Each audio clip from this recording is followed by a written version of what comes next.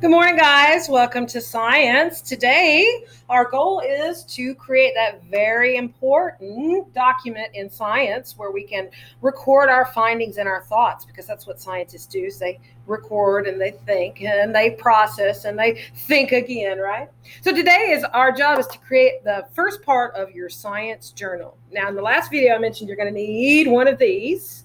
Now, do not stress if you hadn't got one, or if you accidentally turned it in during open house, or if the dog ate it, or your sister spilled her juice on it, whatever. You can always use a sheet of blank paper and write down what we're going to do in this lesson. And come back when you meet up with me later on. You can come back and we can create your journal then.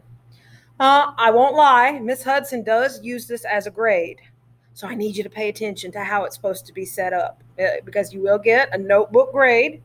And eventually, I'm hoping that even if we have to stay home, you can take a picture of what you've been doing in your journal and send it to me, and that's what I will grade, okay? So it's very important we get this set up correctly. But doesn't mean that you stress if you're not ready. The cool part about a video, you can watch it through, get an idea, fix it your own way, and come back and watch it again. Okay, I'm not going to disappear. This is for keeps.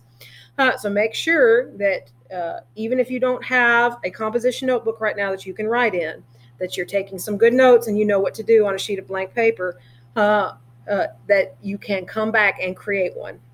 All right, so why do we want a composition notebook and not a spiral notebook? A spiral notebook has those metal spirals on the side, and the trouble with that is they get squished and compressed as they're moving around, and they tear too easy. A composition notebook's less likely to tear because the edge it's bound, what they call the binding of the spine of it. It's bound. It's actually sewn together in here, which is a good and a bad thing. It's a great thing because it means it doesn't rip or fall apart easy, and we can rely on it in science to be tough and to keep our records neat and orderly. The bad part is you cannot, under any circumstances, rip out a page. Well, how come? If I tear out this page or this page and I tear it out, that means because it's bound, a page on the backside of the journal has gotten loose. And it could fall out. So we can't rip out any pages for the very simple reason that it's loosening the binding on other pages that we're going to need at the back of our journal. So you've got to promise you will not rip out any pages. Promise? Promise. Okay. Second thing you got to promise. You got to promise that you're going to use this journal, whatever journal you decide. I only need one. You're going to use this journal for science and science alone. I should never open up your journal and find that you've written, use it for math scratch paper. This is not math scratch paper. This is for science. And like I said, I can't tear that math scratch page out. Use another notebook, use another sheet of paper for other classes. This is for science and science alone. Promise. Okay? All right, so today, like I said, we're going to create a science journal. We'll know we're successful if at the end of the time we have a table of contents, we have a spot for the date and the page number on that table of contents, and that we've numbered the first 10 pages all together the same. Okay, so let's get started.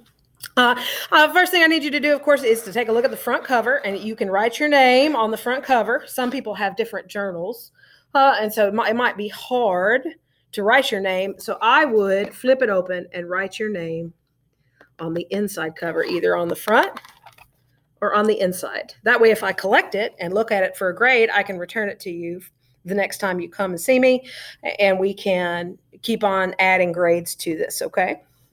The second thing I need you to do is, you see it's the front cover. On the very first page, I need you to write at the very top in this big white space, write neatly, table of contents. Now, Miss Hudson did it in marker. I did it in marker so you could see it. Do you have to do it in marker? You can do it in pencil. Do it in pencil is just fine. You can write table of contents in the big white space. Now, if you need a minute, because I want you to spell table of contents right, pause the video, write table of contents, and then unpause it and keep watching. It's genius. All right. On the first row down, do you see that first row? There's this bright pink line. It's so pretty. Look at that beautiful pink line. Oh. On the short side of that pink line, in the first box, I want you to write the word date. Write the word date. And then I want you to travel on that same line, travel all the way across to the other side of the page. And I want you to write the letters PG. That stands for page. PG. And then I don't want you to write on this line at all. So I drew this lovely arrow all the way from the word date across that line to the word PG. That way, when we start to do our experiments and take our notes, we're going to start writing on the line right below it. Is where we're going to put the date. And then what we're doing, and then the page it can be found on. Do you see it? All right, pause the video and make sure you have it. Table of contents, date, and page. Good job. All right, if you're still with me, you're playing again. Guess what? Now you're going to do it. Flip to the next page. And you're going to do it all over again. Congratulations. You need to make a duplicate. Did I write anything on the back of this? I did not. It should be this whole page is table of contents. It's not, I did not write any on this side, but I did write on this side. So set yourself up another duplicate table of contents. So you should have the front cover. The very first page is table of contents. And the very next page is table of contents. And then you have a blank page. Pause the video. Catch up to me. Welcome back. If you pause the video, you're coming back to me. All right, so far, we're creating our science journal. We've labeled our table of contents. We've put the date and the page number. Now we need to do some numbered pages. And I want you to number 1 through 10. Don't do any more than 1 through 10, okay? So how do we do that? Cover, table of contents, page 1, or table of contents. And then remember that next page? Look what I have. Down here in the corner, I put a number 1. Then on the very next page, I do a 2. Then on the very next page, I did a 3. Then on the very next page, I did a 4. All the way up to 10. Can I show you something? Look at this. Do not number the back of a page. What do you mean, Miss Hudson? That's weird. All right, this is page 1. You can see it. There's a 1 right there, right? Do you see it? On the back, I didn't write a 2. Because this whole page is 1, both the front and the back.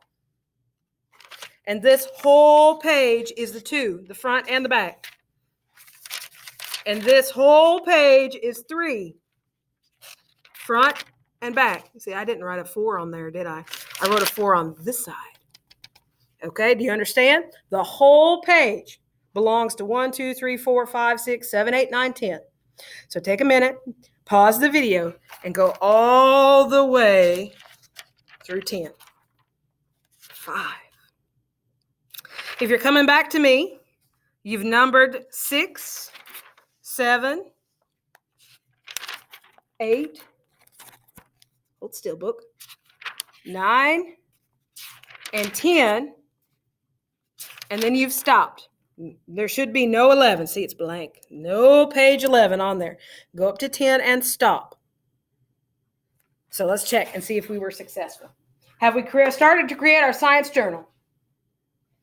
Have we labeled a table of contents page?